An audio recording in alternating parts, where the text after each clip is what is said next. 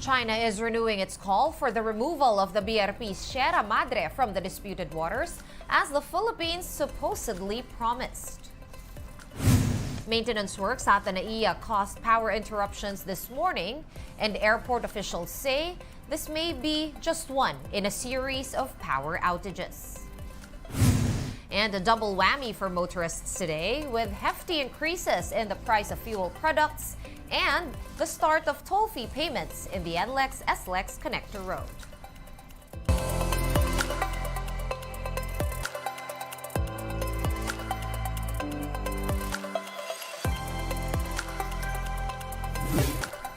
Fast, focused, and fearless. Here's a roundup of stories we're watching now. I'm Sean Yao. China is asking the Philippines to make good on its supposed promise to remove the BRP Sierra Madre from the Ayungin Shoal. The Filipino ship was grounded there back in the 90s and remains in commission as an outpost to boost the Philippines' claim in the area. The Chinese Foreign Ministry maintained that Filipino vessels intruded into their maritime space during a resupply mission on August 5. On that day, the Chinese Coast Guard fired water cannons at a Philippine Coast Guard ship as it escorted two Navy vessels. Beijing insists that the methods used by the CCG to repel the ships were professional, restrained, and beyond reproach. China also slammed the United States following Washington's statement of support for the Philippines after the incident. They also called Manila's action in the disputed waters as unlawful and provocative. The Chinese Foreign Ministry reiterated the 2016 arbitral ruling on the South China Sea dispute was staged by the United States. The recent encounter off the Ayungin Shoal has prompted the Marcos administration to send another note verbal to China. We continue to assert our territorial rights in the face of all of these challenges and consistent with the international law and UNCLOS especially. So that is always been our standard. And in line with that, attorney Sal Panelo has denied that a promise was made to China to remove the BRP Sierra Madre from the Ayungin Shoal. Panelo was the chief presidential legal counsel of former President Rodrigo Duterte. For his part, National Security Council Assistant Director General Jonathan Malaya said that his agency does not have any record, legal document, or report of any verbal agreement pertaining to the Philippines' alleged commitment to China to recall the BRP Sierra Madre.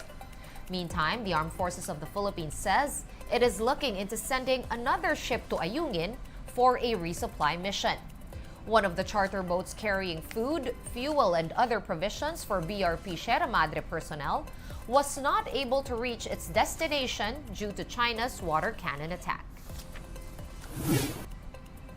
And in other news, the Transportation Department is promising fuel vouchers at the end of the month for some 1.6 million PUV operators and drivers on the back of the steep rise in petroleum products. Modern PUV operators and drivers will receive a lump sum subsidy of 10,000 pesos, while those with traditional jeepneys will get 6,500 pesos. Delivery riders stand to receive 1,200 pesos, and tricycle drivers 1,000 pesos worth of fuel vouchers. The Transportation Department is now coordinating with various agencies like the Interior Department for the release of the funds.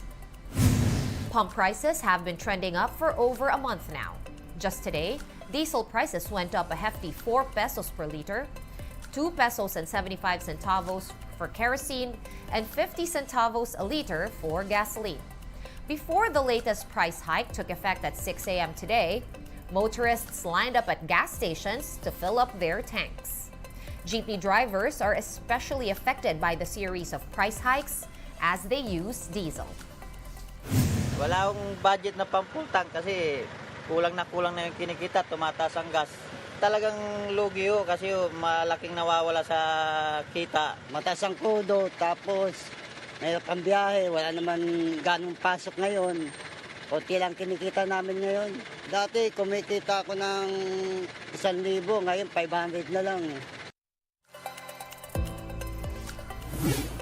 And aside from pricier fuel, motorists using the NLEX-SLEX connector road will also have to start paying toll fees effective today, Tuesday, August 8.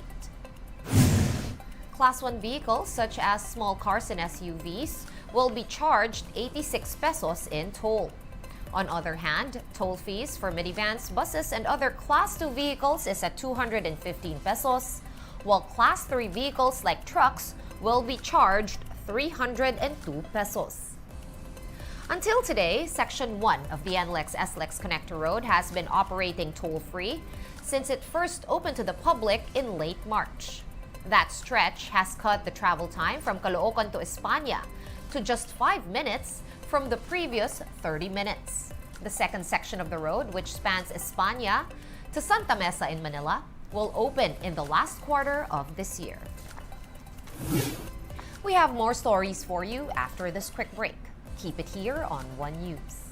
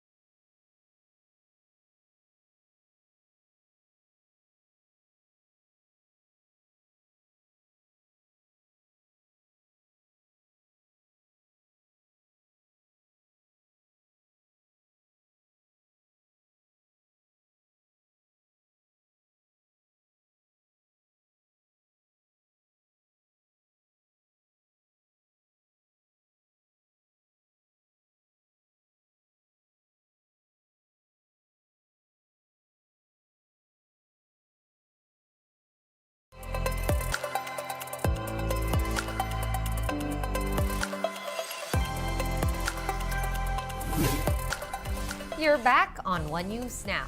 I'm Sean Yao.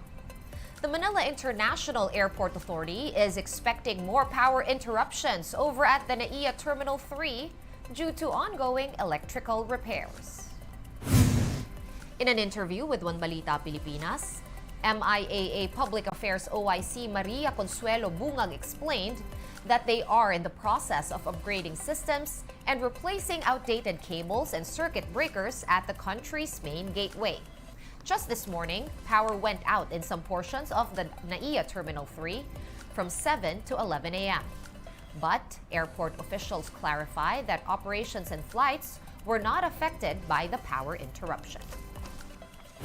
Ito po ay umpisa pa lang. This is going to be a series of activities, no? Kaya nga po, as early as now, kami po ay humihingi ng understanding ng ating mga pasahero because from time to time, as we progress po into the main rehab activities of this project, talaga po magkakaroon tayo ng from time to time interruption.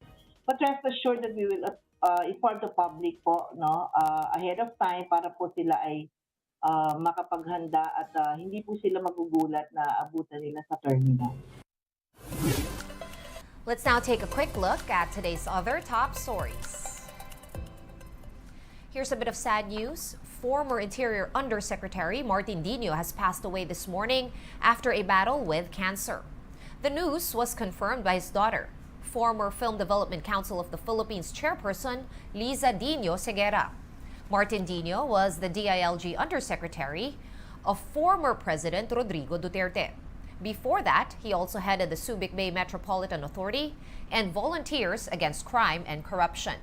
Details of Dino's wake have yet to be announced. The Interagency Council for Traffic, or IACT, said repairs on EDSA will be completed as scheduled. The emergency repair started at 10 p.m. on Friday and will end on Wednesday morning at 5 a.m. of August 9. According to the IACT, ongoing fixes are mostly along the North Avenue section of EDSA northbound. To help the flow of traffic, a stop-and-go scheme is in place, with alternate routes like the Mabuhay lanes being opened up again to motorists. And also starting today, August 8, some parts of Cavite will be hit with 11 hours of water interruptions per day, which could go on for almost 3 months. Maynilad is implementing daily water service interruptions in parts of Bacoor, Imus, and Las Piñas from 5 p.m. to 6 a.m.